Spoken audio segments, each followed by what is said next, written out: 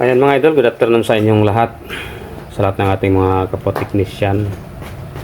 Ayan, magre-repair tayo ng Mitsubishi CRT TV 21 inches. So yung gagawin natin, papalit tayo ng universal board dahil sa yung board ng ating nire-repair ay sira yung kanyang IC ng video.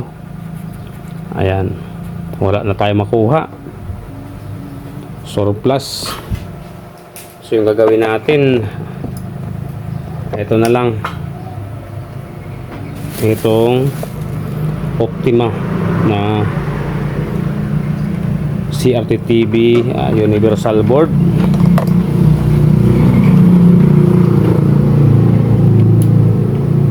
Madilim yung ating posisyon, kuha tayo ng ilaw.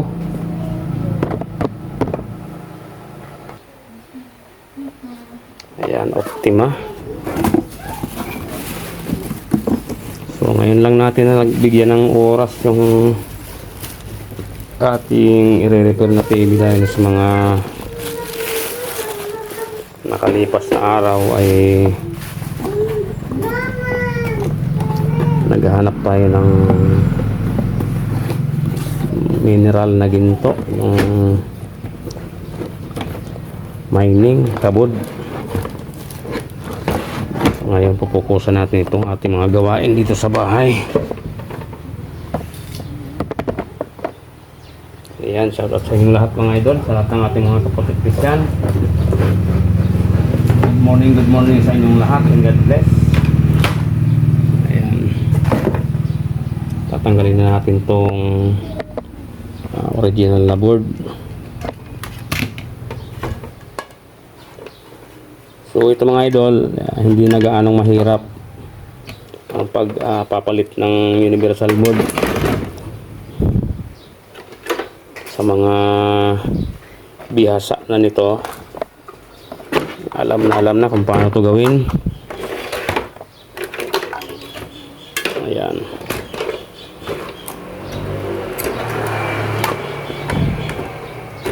Ito kasi wala na tayo makukuha ng mga ganitong uri ng IC. Surplus, wala na. So napakadali nitong i-design dito mga idol, sa loob mismo ng board ng hindi sa box ng sakahan ng TV. So napakadali na ditong i-design sa loob.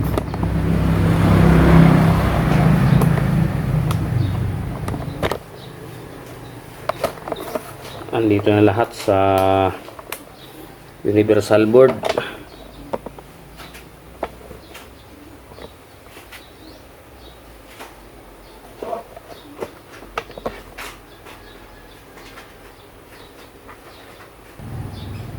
Ayan mga lods, bali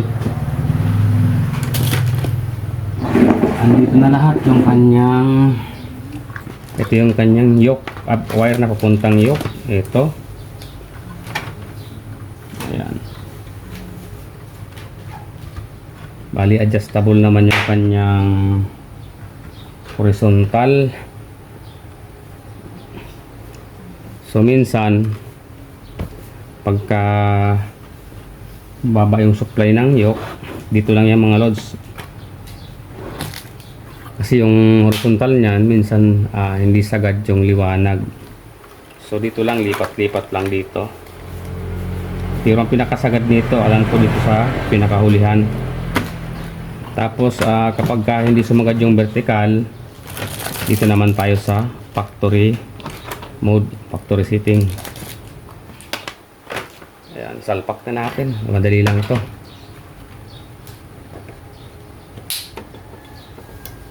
Ayan, tapos itong yoke,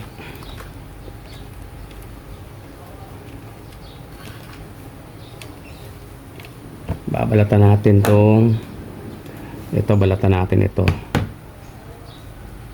Or pwede rin natin idugtong dito, pero mas maganda dito na sa yoke mismo. Kita ba? So ito yung kanyang horizontal, yung kulay blue at red. Ito.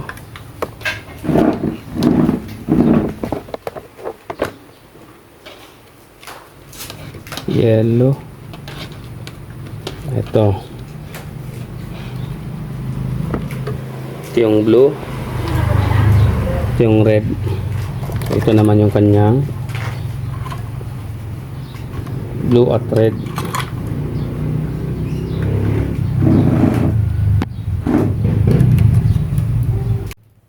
Ayan mga lods, ay kabit na natin yung papunta sa yoke. Sunod natin, tapal na natin yung anode cap. So bago natin siya i-fix, saktuhin muna natin yung display ng screen para dito na lang sa paglalapatan ng board yung problema. Ayan, unahin natin yung adjustment ng screen ng picture tube. Bali pa andarin muna natin siya para may adjust yung display. Ayan, gamit na natin yung supply. Ayan. So magsimula tayo magtapal ng horizontal dito sa mababang voltahe lang. Tayo sa pangatlo. Ayan. Ayan.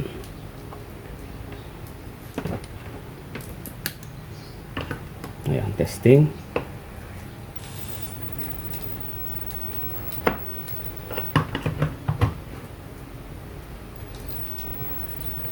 Ayan, tingnan natin yung display.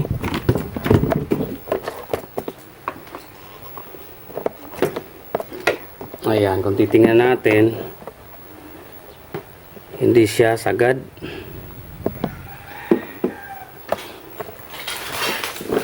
Ayan. Adjust natin yung screen. Ayan. Tapos parang ngayon siya sa vertical. Ayan, meron siyang. So, baba natin. Adjust natin. Lagyan natin sa pangalawa.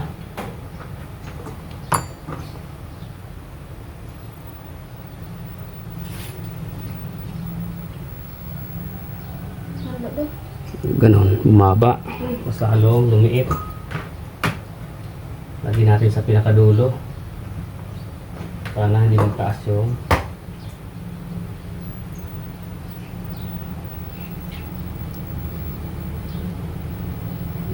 ngayon.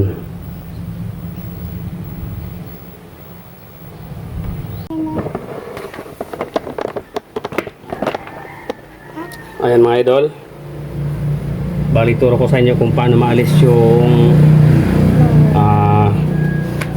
dito na mayroon tayong nakikitang may malapad na mas mataas yung brightness. So mayroon pa siyang paraan mga idol kapag gano'n yung display na lumabas. Ayan. Ayan, kita natin, di ba? Mayroon siyang mas mataas yung brightness tapos may one line dito. So pwede pa natin siyang ipihit dito sa primer ng supply. Ayan, ikot lang natin to. Ayan, zoom natin. Ito, dahan-dahan nating ikot. Ayan, tapal muna natin yung screw.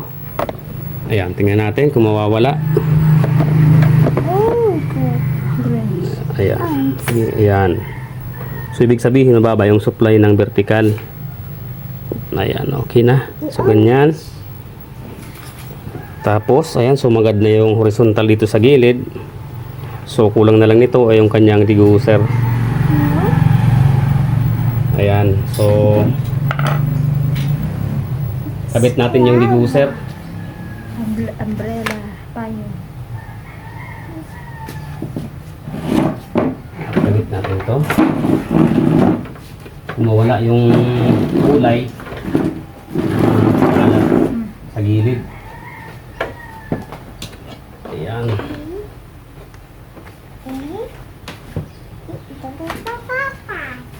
natin ulit.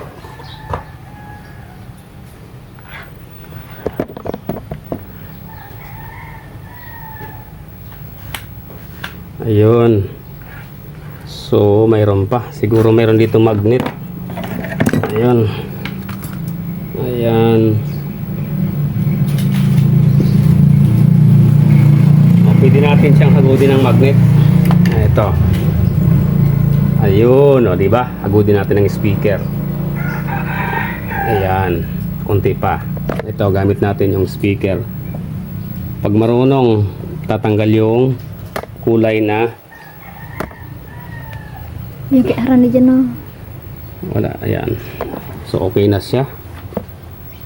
So, ang problema na lang natin kung paano siya i-set up dito sa kanyang kaha. Maiksi yung wire ng degausseur, so magdudugtong tayo. Tapos yung switch, yun na lang ang problema natin dito, paano i-set up. Ayan. So, pakita ko na lang mamaya, mga idol. Ayan, mga idol. I-adjust na natin yung kanyang screen gamit itong kanyang universal na itong kanyang remote. Ayan, power on.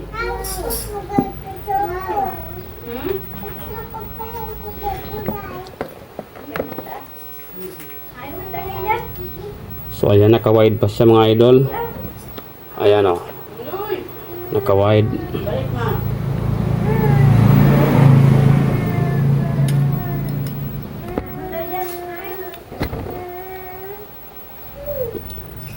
Ayan. Yan, hindi nakataas pa yung kanyang.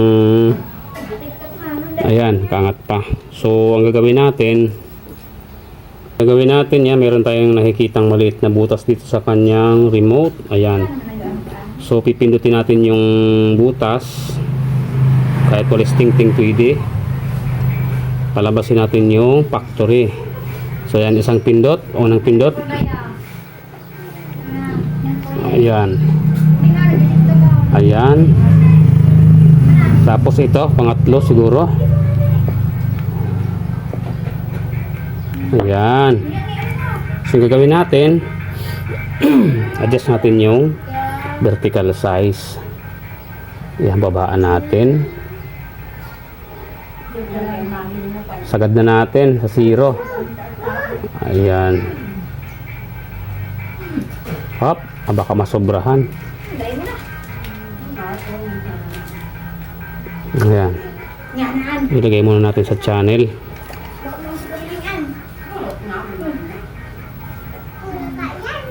Ayan.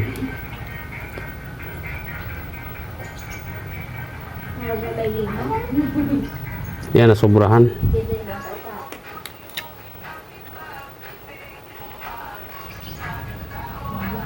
Ayan. Balik natin. Okay. So, kapag ka napapansin natin na medyo malapad dito yung number kaysa dito sa baba, adjustin natin yung kanyang vertical line or itong B position. So, mayroon pa siya mga additional na adjust. Pwede dito. So, yung ano natin, adjust natin ay sakto na yan. Tamang-tama na yan. Ayan, balik na natin.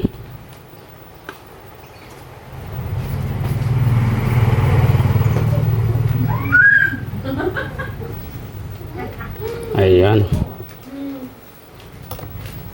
Ayan, mga idol, okay na yan. Sagad.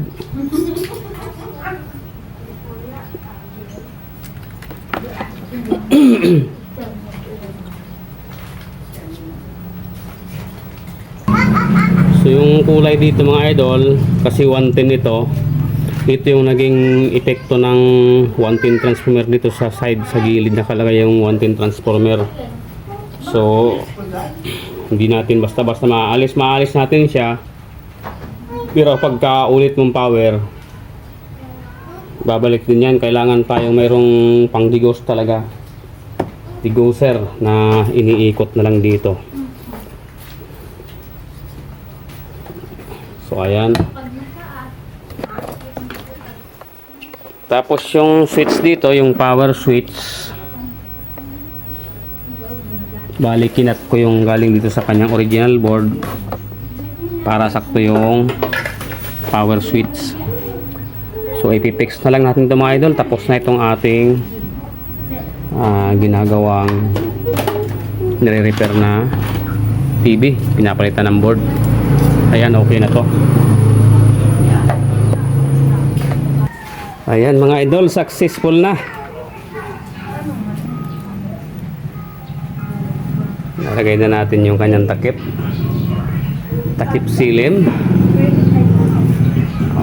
Oks na, okay na. Ayan, hanggang dito na lang yung ating video. Maganda po ano. Thanks for watching.